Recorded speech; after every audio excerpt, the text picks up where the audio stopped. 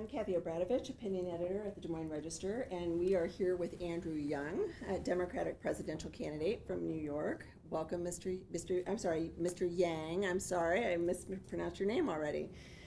We have members of the Register editorial board and other Register editor and reporters here. Let's go around the room. Carol Hunter, executive editor. Rachel Stassenberger, politics editor. Gage McSimmon, reporter. Richard Doak from the editorial board. Okay, and Mr. Yang, just wanted to start off, first of all, thank you again for being here. And please just give us a little bit of background about yourself and why you want to be president. I'd be happy to. First, thank you for this opportunity. I'm a huge fan of both your publication. I've had very positive experiences ever since I arrived here in Iowa about a year ago. I'm also a huge fan of local journalism generally. I think that local journalism is vital to a functioning democracy. It's very difficult to be able to vote on local issues if you don't really know what's happening. And unfortunately now, over 1,200 newspapers have gone out of business around the country. And studies have shown that if you don't have a local paper, then your voting becomes more polarized and less informed, which is not a shock. Obviously, if you don't have a local paper, then you'll end up voting along party lines more often. So if you believe in democracy, you have to believe in local journalism. And we've exited a happy time when local journalism was able to be supported through classified ads for the most part. And then the classified ads all migrated online. There wasn't a replacement revenue source.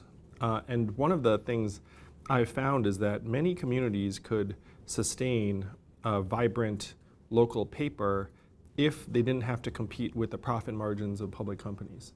In other words, if you had a community that wanted to have a local paper and they were happy for it to be break even or very modestly profitable, many communities could support that. The problem is that that's not the way ownership works of many of these papers anymore. You have hedge funds that just buy up the papers and then ring them for operating profits. And that's right now something that we've taken for granted in American life, that if the market likes it, it's good, and if the market doesn't like it, it's bad. But to me, we have to be bigger and better than that if we're going to have a thriving or even functional democracy, and that would include finding non-market ways to support local journalism. So I've proposed a local journalism fund that would provide matching grants to communities to find cooperative models of journalism or public-private partnerships or even philanthropic models. I've proposed a journalism fellows program where every congressional district has a journalist paid for by the government because, again, by the same thinking, how can you have people voting for local leaders if they don't know what's happening in their communities? But we have to support local journalism if we still believe in democracy. I very much believe in democracy, and I believe in the work you all are doing. I actually think it's kind of a jerk move to show up and say, here I am, here are my ideas, please spread them around the community. And meanwhile, many of the journalists I talk to are looking at their own enterprise, their own future, and looking up and saying, are we going to be here in the same forum 10, 12 years from now? That to me is not very considerate, honestly. It's like you all are providing me an awesome opportunity to be able to speak to your residents and your community members, and we have to do better by you all. So that's just a segue, that the fact that I just really love what you all do and believe in it. As for who I am, why I'm running for president, I'm a serial entrepreneur who started his career as an unhappy lawyer for 5 months, hated it, left to start an ill-fated .com that had its mini rise and maximum fall. My parents still told people I was a lawyer because it was an easier story. And then after that business went under, I worked at another company, and then I became the head of an education company that grew to become #1 in the US and was acquired by a public company in 2009. And this was the wake of the financial crisis, and I saw what was happening in communities around the country, and I had a bunch of friends from Brown or Columbia that had participated in Wall Street's wrecking of the economy, frankly. And so I thought, well, we need something better for energized or ambitious young people to do than head to Wall Street and build these financial instruments. So I quit my job. I started an organization called Venture for America that channeled talented college grads to work at early stage growth companies in Detroit, Cleveland, St. Louis, Baltimore, New Orleans, Birmingham, and spent 7 years building that organization. And during that time, I had a front row seat to the reason why, in my mind, Donald Trump is our president today. And one thing I'd ask people here in Iowa, how did Donald Trump win Iowa by 9 points? How did he win Wisconsin, Missouri, Ohio, Pennsylvania, Michigan? And to me, the reason why he won your state and all of these states is that we automated away 4 million manufacturing jobs in those states. We automated away about 40,000 manufacturing jobs here in Iowa. And what does that mean to your communities? That's 40,000 families, and the ripple effects of removing those jobs spread far, far beyond even just those families. And unfortunately, we're now going to do the exact same thing to millions of retail jobs, call center jobs, fast food jobs, truck driving jobs, accounting jobs, and on through the economy. I was just at Iowa 80 in Davenport. They are very proud of the fact that they're the biggest truck stop in the country.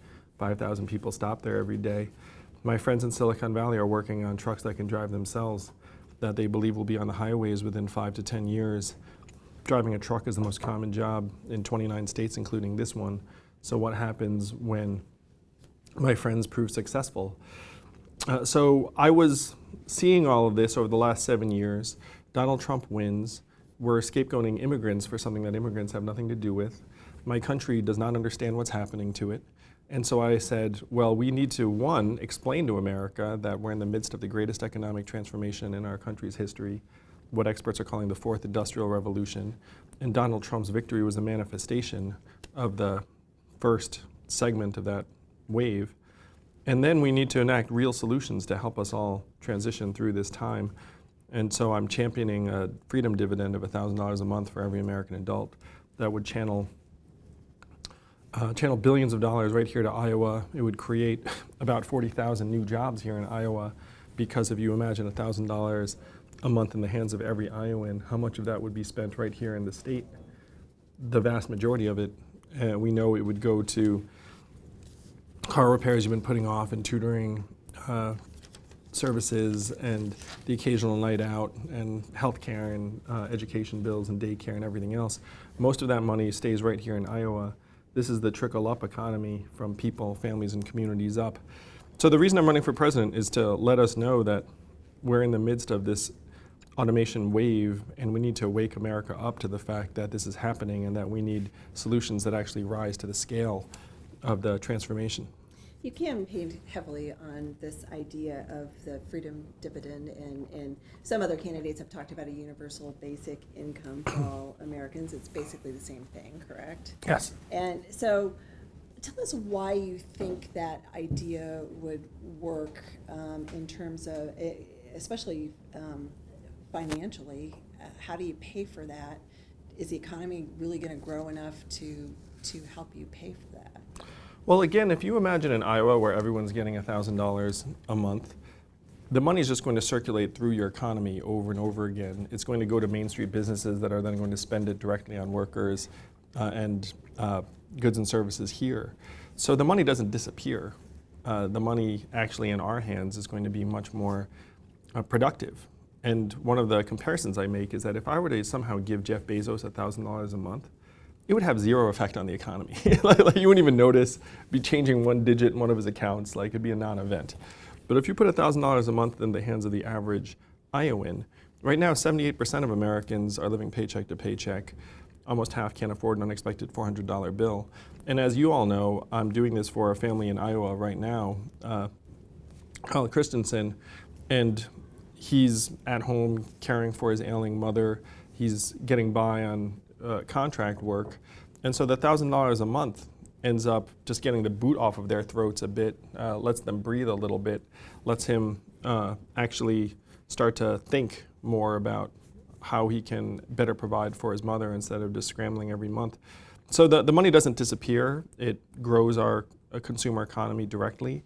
It would save us tens of billions of dollars on things like incarceration, homelessness services, emergency room health care. This is very politician-y, but I was in New Hampshire, and a corrections officer said to me, we should pay people to stay out of jail because it's so expensive when they're in jail. And so you think about how this money would be spent. It's investing in us in a way that would actually save us money in the long run. You still have to have a certain amount of money to run the federal government, however, and what we saw with the Trump tax cuts is they said that we were going to be putting that money into the economy and it would pay for itself, but that has not happened, possibly because a lot of the money went to the shareholders top income earners. and top income earners. That's right. This is the reverse of that.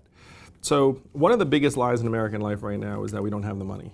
We clearly have the money. I mean, our economy is up to over $20 trillion, up $5 trillion in the last 12 years. And if you look at the irresponsibility of the Trump tax cuts that you cite, the Republicans were like, where are we going to get the money? Where are we going to get the money? Then when it was time to pull the lever on a $1.5 trillion tax cut, the vast majority of which went to shareholders and the wealthy, then there was money. The same thing when Wall Street needed a bailout in the financial crisis. We printed $4 trillion for Wall Street. Do you remember anyone looking around saying, where are we going to get the money? Do you remember voting for that? No one here in Iowa voted for that because none of us voted for it. But when when push came to shove, there was the $4 trillion for the banks. So we have the money. The Trump tax cut was the reverse of what we should be doing. That was the moral equivalent of what I was just describing. Like you shove some money to Jeff Bezos and it does nothing. About 6% of the $1.5 trillion tax cut went to workers. I mean, it was the least effective, least efficient thing you could have done. You know what would be incredibly efficient is putting money directly into our hands, and we have the resources to do it. Are you going to means test this, or are you going to give Jeff Bezos his $1,000? He'll get his $1,000 too. Just to remind him, he is an American, and the means testing actually causes more problems than it solves. This is based on the experience that they've had in Alaska over the last 40 years. In Alaska, everyone gets between $1,000 and $2,000 a year from the petroleum dividend. No questions asked. It's wildly popular, has created thousands of jobs, has improved income inequality and children's health in a deeply conservative state. And the richest Alaskan gets it, the poorest Alaskan gets it. There's no stigma attached to it. There's no monitoring. There's no one checking to see, oh, did you make the same amount you did this year as you did last year? All of that disappears. And so it would not be means tested. It would be a universal right of citizenship. The other big criticism against universal basic income plans is that people think it will erode the dignity and value of work, that if suddenly you're getting $1,000 a month paycheck without having to lift a finger, that people just won't feel like they need to work. What's your response to that, especially in a state like Iowa where employers are crying out for enough workers? There are two things I'd say. The first is to just look at my own family. My wife is at home with our two boys right now, one of whom is autistic. What does her work figure in right now with the economy? What is the market value of her work at? Both of those figures are zero, and we know that's the opposite of the truth. We know that the work she's doing is among the most challenging and vital work in our society. So putting this money into our hands actually expands what we think of as work. It includes people like Kyle, who's at home with his ailing mother, and every caregiver and parent and someone who's making their family and community stronger. The second thing is that, what's really destroying the dignity of work is people feeling like they have to do jobs that are somewhat exploitative just in order to survive, and then us selling ourselves that, oh, that's actually super dignified. It's actually not dignified for someone to feel like they have to do anything under the sun just in order to make ends meet. And we know here in Iowa and around the country, it's harder and harder for people to make ends meet on one job because the corporate incentives are to try and minimize the amount of compensation that each worker will get, just down to that smidgen where it's just enough so that you'll survive, but no more. And so that to me is the undignified reality that we're right now somehow tolerating. You also use the phrase human-centered capitalism. Explain what that means, and you use an example on your website of the opposite of human-centered capitalism, which I think a lot of people have experienced, in which you buy a ticket on an airline and then they don't feel like they have to put you on the flight because somebody else came up and paid more for the ticket at the last minute. So how do you actually stop that kind of practice? Go ahead. Well, no, in that particular case, what I've suggested is a rule that says that they cannot remove you from a flight that you paid for unless you choose to, and all they can do is just offer more and more money until someone says yes, and if no one says yes, then they're out of luck. Isn't that what they do now, though? No, I mean, in some cases, they just actually make that determination on behalf of the customer. And if you prevent them from doing that, doesn't that make everybody's ticket cost more? Not really. That's not really, because the incremental profit that they're eking out by mistreating this very small number of passengers is not meaningful in terms of the average ticket buyer's experience or price. But the bigger picture, though, is that we have this system that is geared around GDP and stock market prices and valuation. You know what else are record highs right now? Stress levels, financial insecurity, depression, drug overdoses, suicides. It's gotten so bad that our life expectancy as a country has declined for the last 3 years because suicides and drug overdoses have overtaken vehicle deaths as causes of death for the first time in our history. It is not normal for life expectancy to decline in a developed country for 1 year, let alone 3. The last time America's life expectancy declined for 3 years in a row was 100 years ago during the Spanish flu of 1918. You have to go that far back to find another period of declining life expectancy. So you have to look up and say, are we measuring the right things if we're all celebrating record high GDP while our life expectancy is declining? And the clear answer is no. The clear answer is that we're measuring the wrong things. And even the inventor of GDP said, this is a terrible measurement of national well-being, we should never use it as that. And that was 100 years ago. And so now we're following GDP off a cliff. One example I use is that self-driving trucks will be tremendous for GDP. They will be terrible for the 3.5 million Americans who drive a truck for a living and the 7 million Americans who work at places like Iowa 80 and the truck stops, motels, diners, and retail establishments that rely upon the truckers getting out and having a meal. But GDP will ignore all of those social costs. GDP will just look up and say, hey, we're saving $168 billion a year on truck driving costs, because that's what the figure is. And think about what that number means. That means that if you're a competent investor, you can justify spending billions of dollars hiring the best engineers in the country to try and solve that problem. What is the financial incentive around improving the lives of the 3.5 million truck drivers? Virtually non-existent. And that's one reason why dozens of truck drivers protested just a couple months ago, because their driving time was being digitally monitored and they hate it. You know what they're going to hate even more? When they see that robot truck on the highway that never stops. Right now, they need to stop after 14 hours to go to sleep. I mean, that's the way their trucks are timing them. But imagine being someone who took out tens of thousands of dollars in personal loans to be your own boss and have your truck, and then competing against a robot truck. That's the reality that they're going to be facing very soon, and they know it. So this is what happens if you obey GDP and capital efficiency to their logical extremes. Our only way out is to use our own well-being as the actual measurements for the economy. So instead of saying GDP good and human well-being incidental, you actually say human well-being is the barometer of the economy.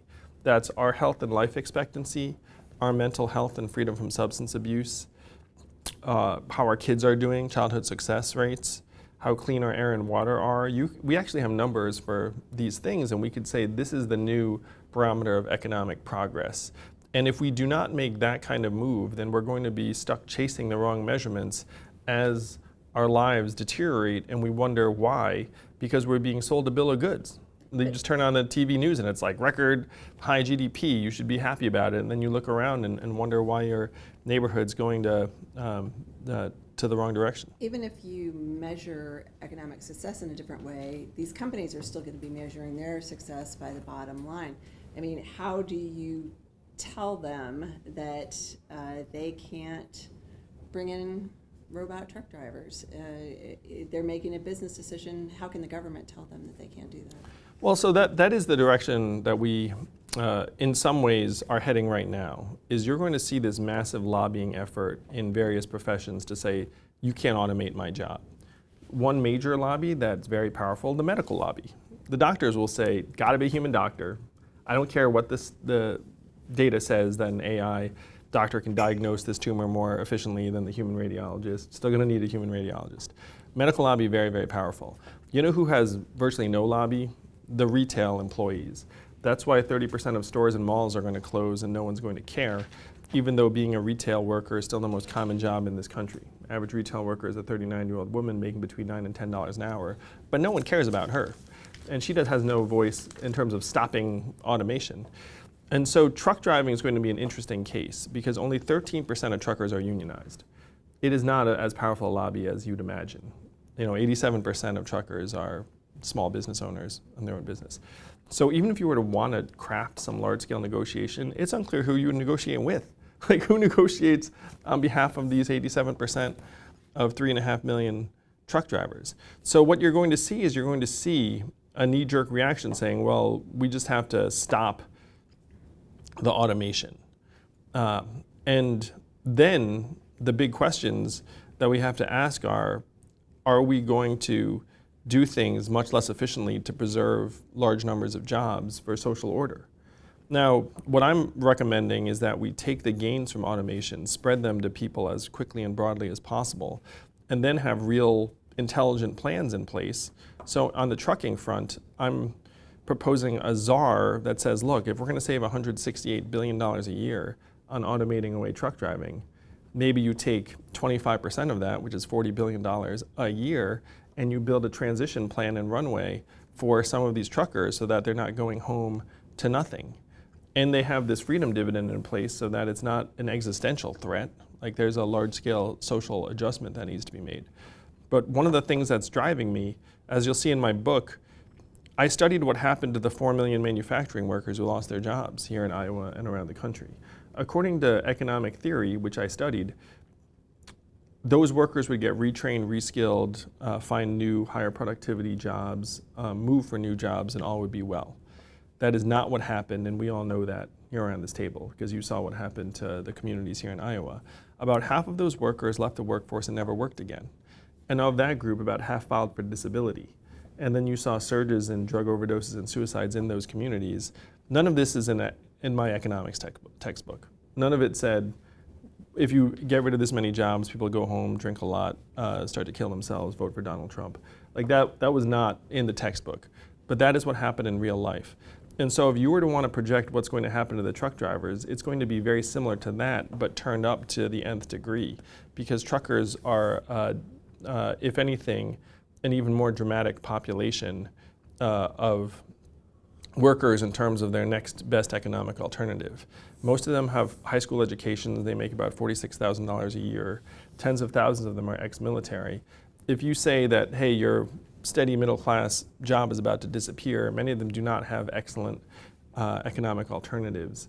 And so the flashpoint here will be something on a scale that we haven't seen in decades.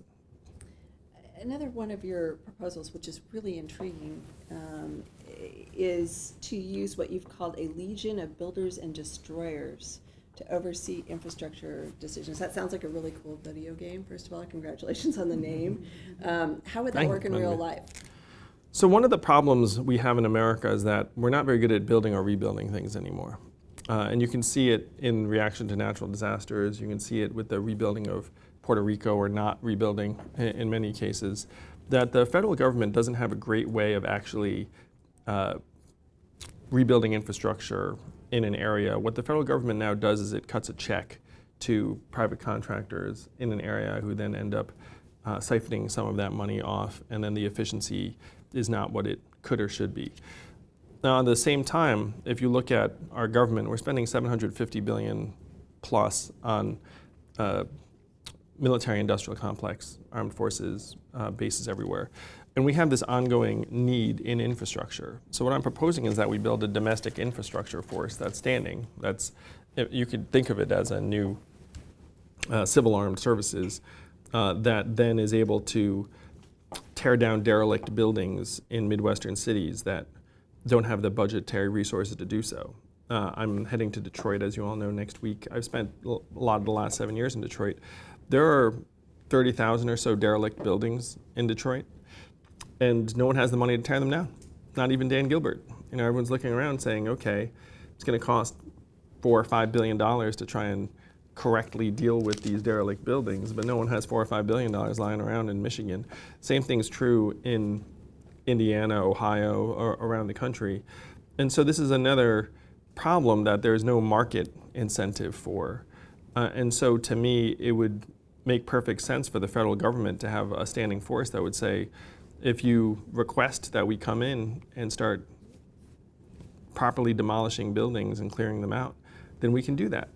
Or if there's a natural disaster here in Iowa with a flood or in another part of the country, that we actually have a standing domestic force that can respond to them in a way that's effective and geared toward the needs of this time.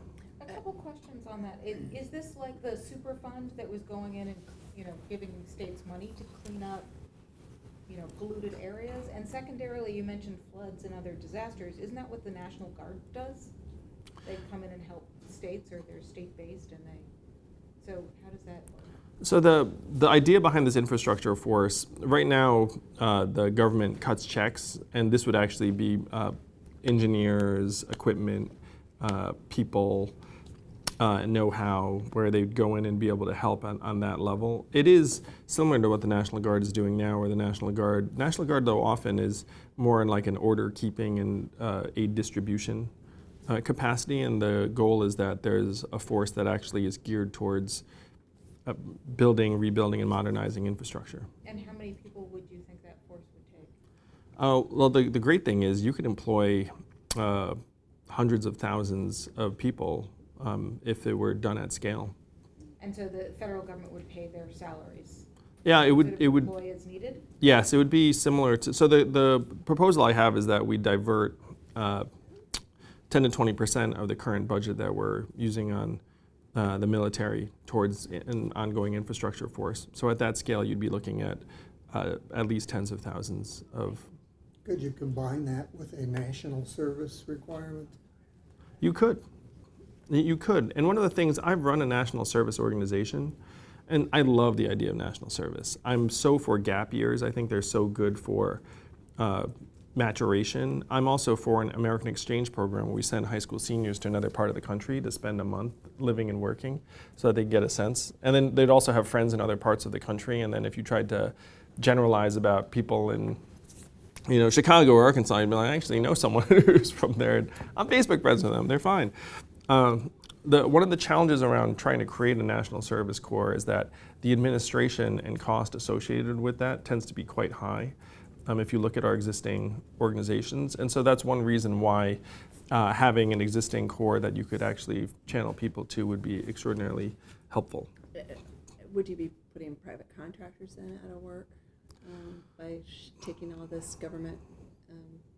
Well, the government do the work. Right now, nobody's tearing down the buildings in Detroit, so it's not like it's not like they're private jobs.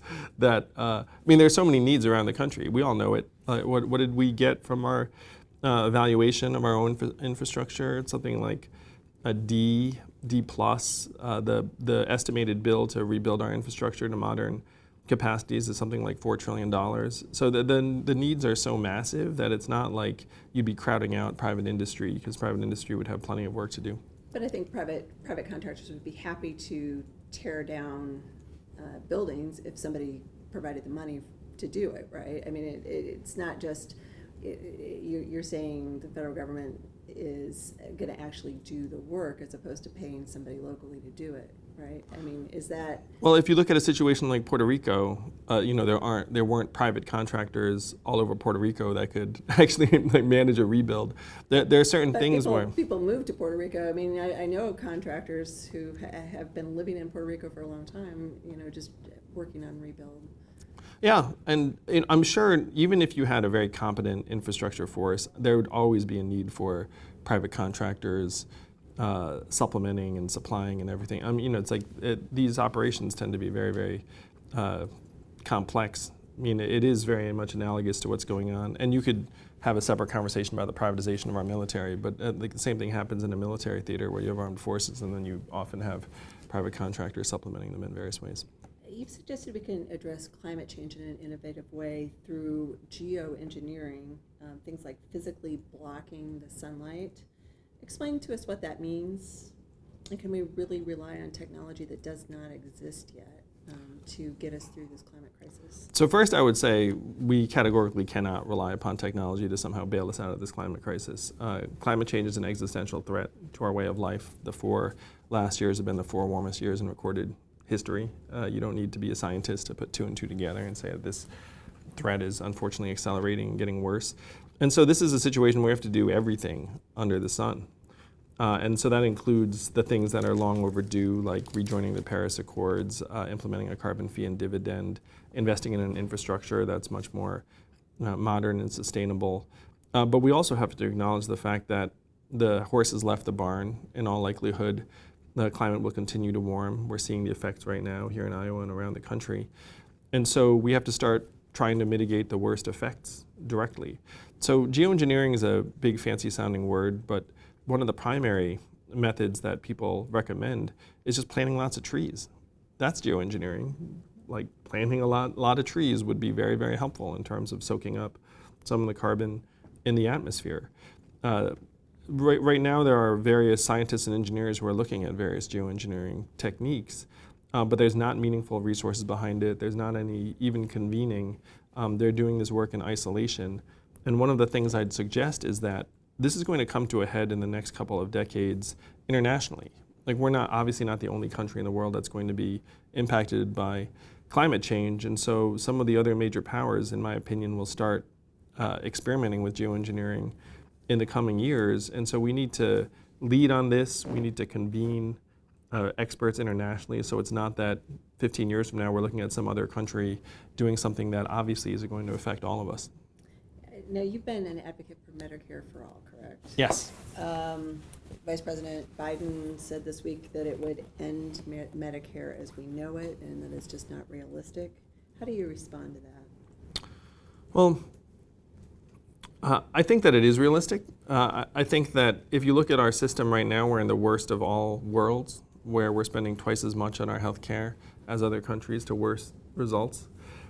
And so when you dig into why that is, it's because our incentive system is not what it should be. It's one of the reasons why our costs are so much higher. Now we have a system built around generating revenue and not improving health.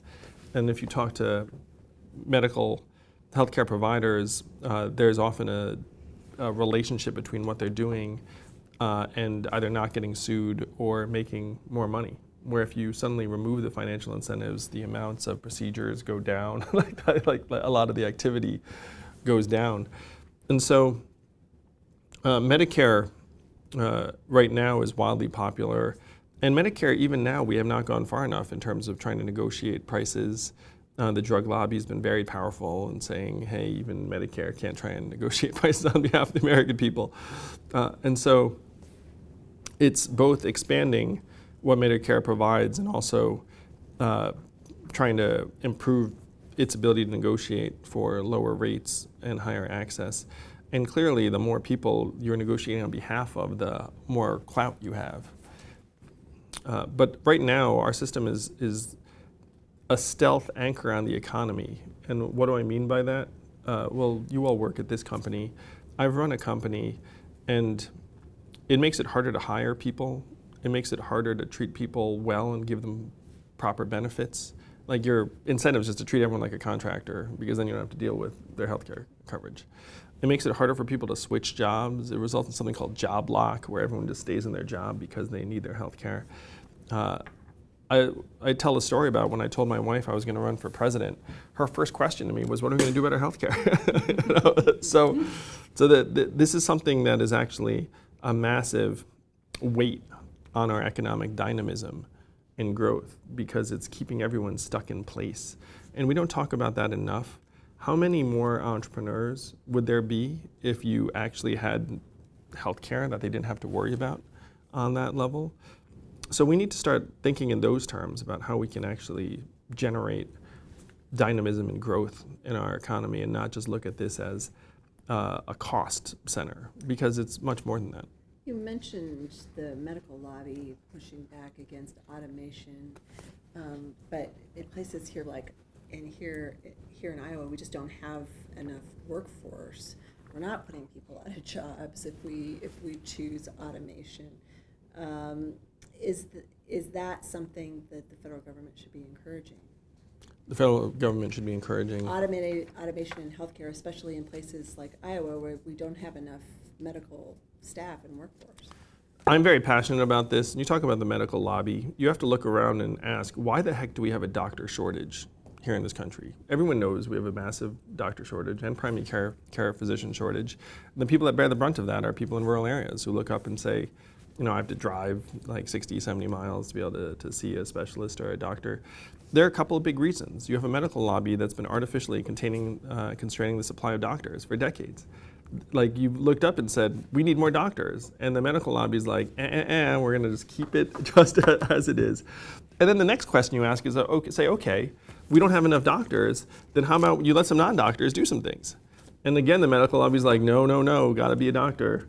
And so that's why we're in this bind where the incentives, unfortunately, for the medical lobby are to constrain supply, so you have to go through this incredibly expensive training process. And the training process, you know what that means? That means that no one wants to be a primary care physician, because you load them up with $200,000 in med school debt and say, guess what? If you specialize, you get paid more. Then what do people do? Be like, well, I guess I don't want to be a family doctor because that means I'm going to make less and I owe $200,000. So how about I just tack on another couple of years and then I can become like a radiologist or an oncologist or something that's going to be more lucrative, and I'll see if you were paid. So you have... Furthermore, you can't go work for the VA either because you don't get paid enough. Yeah. So you have these two constraints on supply, or three really. One, you have the constraint on doctors. Two, you have the constraint on non-doctors actually being able to treat people and see patients. Three, the training process means you have a massive shortage of primary care doctors because you're incentivizing all these doctors to go into specialties and go to urban areas that can pay them more. Now, so you have to attack all three of these things. You have to increase the supply, you have to try to decrease the cost of training that falls on the individual, and then you have to loosen up regulation and say, look, if you're in a rural area and there are no MDs around, or the MD to population ratio is below a certain level, guess what? Nurse practitioners should be able to do like 85% of what the doctor is doing, especially if they can be supplemented by technology and AI. Or you have telemedicine. I was just meeting with a friend who's now licensed in all 50 states, and you can have telemedicine that pipes in. So what would be reasonable for many rural communities is you empower nurse practitioners or primary care providers that aren't MDs in that community, and then if they need to refer to a doctor, then they beam the doctor in, and then you get that done. And that's something that would be much more achievable if the medical lobby wasn't trying to keep it from happening. Isn't that a state-by-state question on who you license and what you allow them to do? I mean, the federal government obviously is involved in the healthcare industry and medical regulations, but you know, some states could decide that indeed nurse practitioners should have X power in order to get a license, and some could not. Yeah, but one of the reasons why this is such a disaster for patients and consumers is because the medical lobby has intentionally pushed a state-by-state system, which makes it so if I'm an MD, I get licensed here in Iowa, then I'm not supposed to see anyone like in Minnesota and whatnot. And so that's another way they artificially constrain supply. That if you can lower and if you actually look at the substantive differences between being licensed in different states, like this, it's like we know that if someone's a doctor and they pass the licensing test in one state, like they have 95% plus of what they need to be licensed in the neighboring state. It's just they've set up another process and another expense and another time-consuming set of hoops to jump through to try and keep you from being able to practice across the border, really just to protect the doctors in each area. So you would take licensing power away from states and give it to the federal government so you could enact the system? I would encourage multi-state licensing based upon the substance of the tests. And so if there was a state that had a genuine substantive difference saying they really do need to know this thing, but in many of these cases these distinctions are somewhat marginal or artificial. I want to make sure we get through a couple of issues that I know people want to hear from you about, and one of them is immigration. The question came up at the debate from one of your colleagues, Secretary Castro, that we should just decriminalize crossing the border. You know, you might make it a civil offense, but you're not making it people a criminal if they cross the border to seek asylum. Do you agree with that? When I dug into his proposal, what I found compelling was the execution or implementation of it. Because I'm an execution guy, like I'm an operator, and just trying to find the facts on the ground. And so right now the criminalization of crossing the border ends up just gumming up the criminal courts all around those regions. And so those courts then actually have an inability to actually deal with what you'd think would be their core mission, which is addressing criminal proceedings where they are. But they can't do that effectively because they have this flood of border crossers. And so if that's the reality of what we're facing, then it does not make sense to treat it as a criminal offense if it's going to flood our criminal courts in these areas. We should treat it as a different type of offense and then build up the proper infrastructure to be able to treat it in a way that would not cause problems in other parts of the legal system. And the broader question about immigration, what is the right way to handle not only legal immigration, but to deal with those who are currently outside the system? So it's a massive issue. Right now we have over 11 million undocumented immigrants in the United States. And to me, there are three approaches you can take. Approach number one is you can pretend to deport them. And when I say pretend, is that it makes absolutely no sense practically to suggest deporting 11 million people. It would collapse regional economies. It would separate families. The whole thing is a non-starter. Is that what the Trump administration is doing now? I believe so. They're pretending that deportation's an actual solution on scale when it clearly is not. Number two is you can do nothing, which is our other major approach. and then you end up with massive problems at every step because you don't know who anyone is. When they do commit crimes, it's a massive problem. They show up in emergency rooms and institutions in various ways that end up incurring costs, get into car accidents, like all of the above. I mean, these are the things that just happen when you have 11 million people in your country that you don't know who they are. So the third path, which is the path we should pursue, and the path that actually Republicans were on board with a number of years ago, is to try and create a multi-year path to citizenship that would give them the ability to integrate into society over an extended period of time if they didn't commit crimes and paid taxes and were willing to abide by various requirements. One thing on a personal level, my father immigrated to this country. I'm the son of immigrants. My mom too. They met as graduate students at Berkeley. My father generated 69 US patents for GE and IBM. And so I think that's a good deal for the US. Because I remember asking him as a kid, it's like, hey, Dad, how much do you get paid when you generate a patent? He's like, oh, $200. And I was like, that doesn't sound like a lot. And I was like, oh, but they pay my salary so I can put a roof over your head and the rest of it. And I was like, okay, I get the deal. So immigrants make our country stronger, more dynamic, more innovative, and we need to bear that in mind and also stop scapegoating immigrants for economic dislocations that immigrants have very little to do with. Right now, if you go to a factory here in Iowa, it's much more likely to be wall-to-wall robots and machines, and this is true on the farms too, increasingly. And so that's going to be the trend. And so trying to scapegoat immigrants for economic problems is missing the core set of issues. When I looked into the impact on manufacturing work, as an example, studies show that it was 80% because of automation, robots, and technology, to give you a sense of the numbers. So some people argue that people like folks who took the time and did the work to come here the right way should be opposed to people who came here illegally and then somehow are going to get a path to citizenship. What do you say to that? Well, I think that the reason why people come to this country are very clear. The same reason my family came here is trying to create a better life for their kids, and it worked for me and my brother.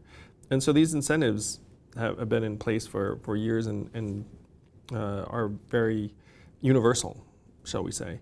So if you have a process in place and people are pursuing it through our current immigration system, that's tremendous. And if we have this pathway to citizenship, it will be longer, more time-consuming, more arduous than our existing system in most every case.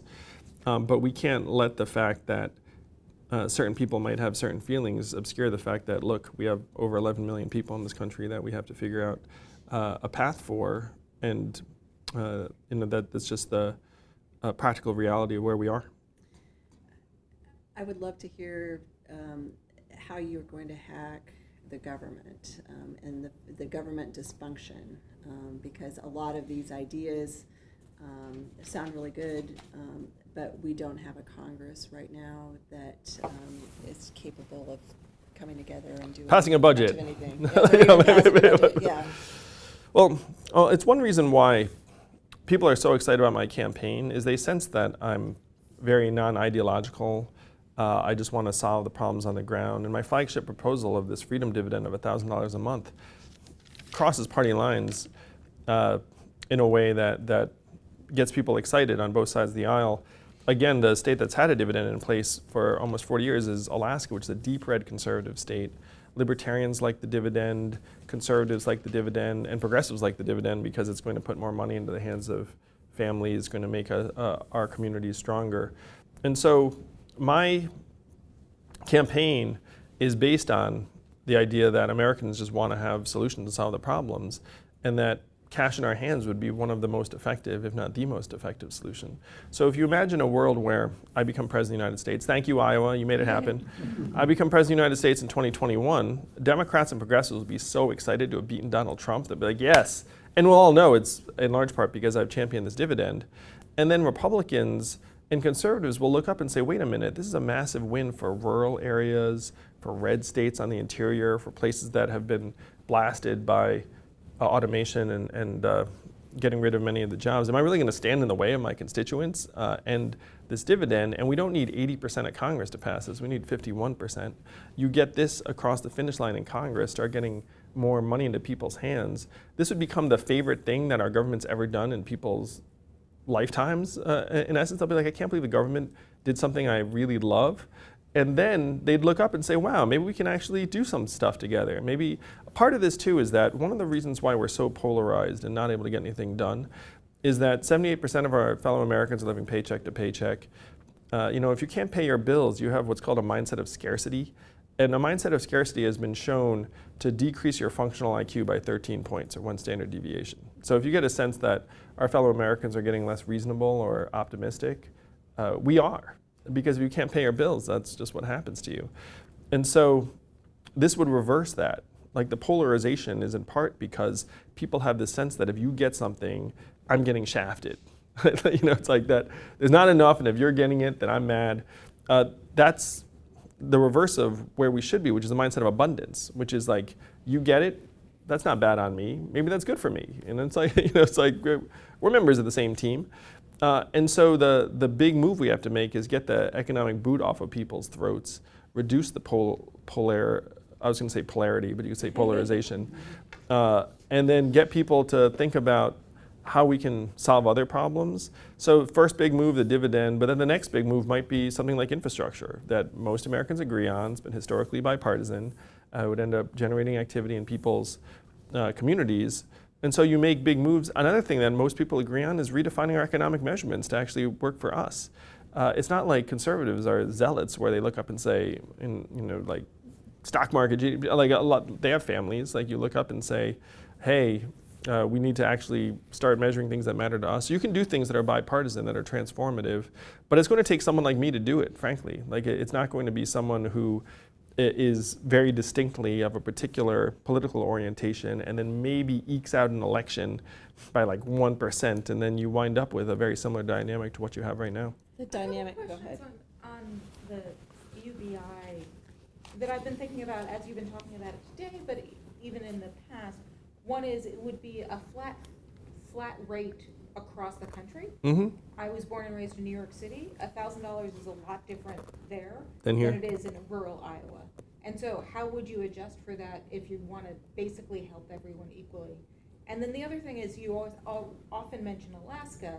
Alaska actually has a higher rate of poverty than in Iowa, which doesn't have any basic income. So how does that prove its success? I'll do the second one first. So you have to look at what Alaska would look like without the dividend. It's like, I mean, it's not like the dividend in Alaska has been a cure-all for all of the problems there. But if you look at it without the dividend, it's clear that child poverty would be higher, malnutrition would be higher, there'd be fewer jobs. and it's one reason why the dividend is so effective there, is that they're coming off of, frankly, a low base. To your question about geographic calibration, the great thing about the $1,000 a month is that it's portable. It goes with you wherever you go. So I live in New York now. Where were you in New York City? I was born and raised in Greenwich Village. Oh, yeah. So Greenwich Village, very expensive now, as you know. It's a very, very cool neighborhood. So there are people that are in New York City right now that are constantly grinding against this set of costs. They're like, oh gosh, everything's so expensive. If they had $1,000 a month that was portable, some of them might actually go to Vermont or New England or someplace and set up shop and then work on their screenplay or work on the thing that they thought they were working on when they weren't, like having to. And then the reverse is true too, where someone from New England might say, hey, I've always wanted to give Boston a shot, but like I've never had the money, and like I've lived at home, and I didn't have a hot lead on a job. But with this $1,000 a month, I can go and at least, scrape by and then look for a job there. So it increased dynamism in both directions. But it's also true that you could not set up a system where you had it scaled based upon your cost of living, because you'd end up with this crazy incentive system for everyone to say, I live someplace expensive so I can get more money, and then they'd like sneak off someplace cheap, and then you'd have this incredible monitoring problem where people would constantly be trying to claim residency in particular high-cost areas and then just driving someplace else. I want to ask you quickly about trade.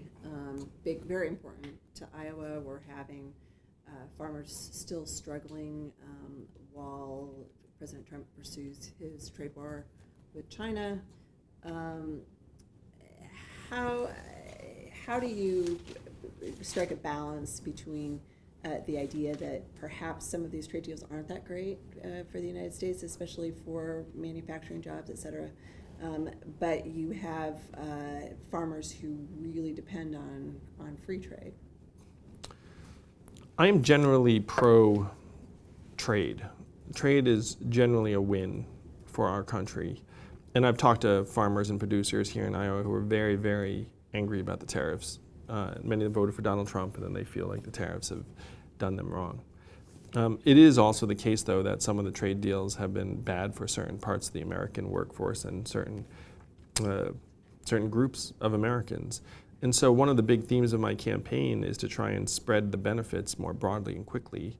So if you have a particular trade deal where you can identify some people are going to do great from this, some people are not going to do great, you have to try and take the benefits and transfer them to the people that are being left out in the cold as much as possible. Right now, we don't have enough of that going on. And when we do that, unfortunately, it's in the form of somewhat paternalistic programs. And what I mean by this is that some of the accompanying conditions on the trade deals in the past were, hey, we're going to put all this money into retraining manufacturing workers. We're going to get rid of a lot of manufacturing workers, but it's going to be okay because we're going to retrain them. And what that did not take into account was that the success rates of those retraining programs turned out to be very low, 0 to 15%. And so the government was like, well, we got the money to retrain them, but then 85% of them didn't get retrained. And so that happens months, years after the fact. So what you have to do is you have to try and transfer the gains directly in a way that's usable for the workers and individuals and families. And the best way to do that is straight cash. This is a really off-the-wall question, but I would expect a guy like you to be wearing an Apple Watch or something like that. Oh, gosh, no. This is a Shinola watch. I need to. But it stopped and at 10 after 12. So it's a Shinola watch that was made in Detroit. I'm friendly with the Shinola guys and gals. One of the Venture for America fellows actually worked at Shinola in Detroit. It did stop. I have not had a chance to go replace the battery because I've been running for president, and so there's not a lot of... So what day did it stop? When did time stop for you? Time stopped about a week ago, and then I figure, if I need the time, I can always take out my phone. And yet you still wear the watch. And yeah, I still wear the watch as a reminder. One, I need to get the battery swapped out. But two, I just really like my Shinola watch. Actually, it looks like the CEO of Shinola might come to Detroit for the debate as a guest. At least I can do is advertise for a good American company. Placement. It's product placement for my friends at Shinola, yes. Shinola watches, they're great, very handsome. This thing is only, not only, they're not as expensive as some of the other luxury watches out there, let's put it that way. So, Iowa caucus voters are putting electability at as one of their top priorities.